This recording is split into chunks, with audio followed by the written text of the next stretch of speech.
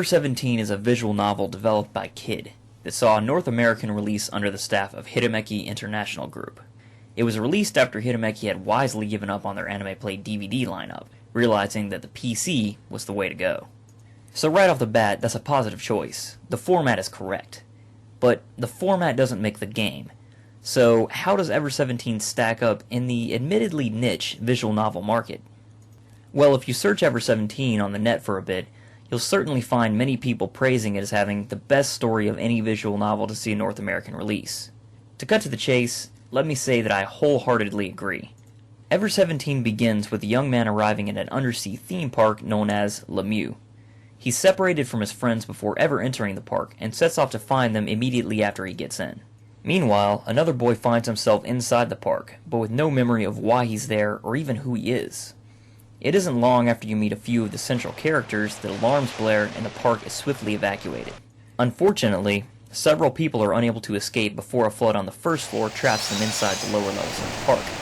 Ever 17 tells the tale of the people left behind and their struggle to escape the undersea theme park alive. While that brief synopsis may make it sound like a survival story, Ever 17 is actually more of a sci-fi mystery at its heart. Or if I were classifying it in movie terms, perhaps a thriller would fit the bill. In any case, Ever 17 does a lot of things, and does pretty much all of them very well. This is largely due to the incredible story flowing seamlessly into the interesting, fun characters. The player can take on the role of one of two characters. The first is Takeshi Kurenari, the boy who is separated from his friends before entering the park. He's hot-headed but good-natured and something of an optimist. The second is the amnesiac boy who is given perhaps the overly simplistic nickname of the Kid. He's often unsure of himself and somewhat timid, much of which can be traced back to his muddy memory. As one of the two, you'll interact with a number of survivors, as well as the character that you didn't select. Fortunately for us, all of the survivors are cute girls! Hey, it's a shoujo game at its core. What'd you expect?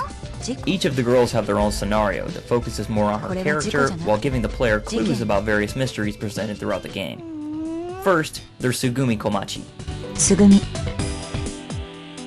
Komachi. Tsugumi. それが名前。 She's a quiet girl that gives off a rather unfriendly first impression.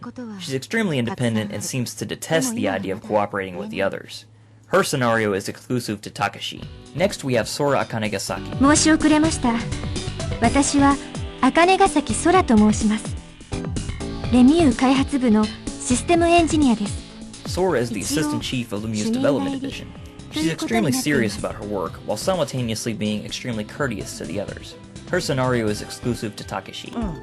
Next, we have Yu Tanaka. Y-O-U? I am you! Huh? 私は田中。下の名前は Yu is an extremely optimistic girl who seems to take on the role of keeping the other spirits up. She has a bit of a sharp tongue and enjoys playfully picking on the others, Takashi in particular. She works part-time at Lemieux as a guide. Yu's scenario is exclusive to the Kid. The final two are a bit of an exception. First, we have Sarah Matsunaga. 高校2年生16歳。1月21日生まれ水亀座。 Sarah is a playful girl with a heavy sarcastic streak. Both she and Yu attended the same school and are good friends. Also, Sarah is an absolute genius where computers are concerned. Uniquely, Sarah only appears in the Kid storylines, being entirely absent from the Takashi arcs. That being the case, Sarah's scenario is obviously exclusive to the Kid. Finally, we have Coco Yagami. Coco is a young girl who acts even younger. She's extremely playful and even talks like a kid. Like Sarah, Coco is unique to Takashi's arcs and does not even appear in the Kid's story. Coco's scenario is the grand final that wraps everything up, so you have to complete all the other arcs before it's accessible. Rest assured that the characters have far more depth than my very basic rundown, but I simply don't want to give anything away. Ever 17 is absolutely a game that you want to play for yourself, trying to figure out its mysteries along the way. It's easy to get absorbed in the characters and their problems, even those outside of the ever-present potential of a watery grave. The art in Ever 17 is clean and crisp. The only thing it might be criticized for is lacking enough color, but even that's excusable due to the location and the atmosphere that the game is trying to portray. There aren't nearly as many unique images as, say, something like Phantom of Inferno has, but the ones that it does have certainly feel fully realized. While the art is very nice, the music is something else entirely. It stands out in a really special way. While a few tracks are forgettable, most of the music is amazing in Ever 17. While not all of it is something you would listen to on your iPod, nearly every track feels to seamlessly mesh into the story. It's atmospheric and immersive. Many of the scenes, which are interesting enough by themselves, are compounded exponentially by the soundtrack. It really goes above and beyond, and my hat is off. Ever 17 has pretty much all of the quality of life standards one would expect from its kind of game, and then some. You can skip to the next choice, have it auto-read, full screen or window the game, save or load, quick save or quick load, turn on or off special effects, adjust message speed, synchronize the voices to the text, and so on. In addition, there's a vast array of extras, including shortcuts to the beginning of each day of each scenario, a jukebox, a CG viewer that includes special wallpapers, 17 unlockable screensavers, Windows system character voice files, and a clear list that shows how much of everything you've unlocked or seen. All in all, it's quite a package of extras. The gameplay is of course standard for a visual novel. You simply read along with the story until a choice presents itself, and then select a choice which may potentially alter future in-game events. A very simple affair.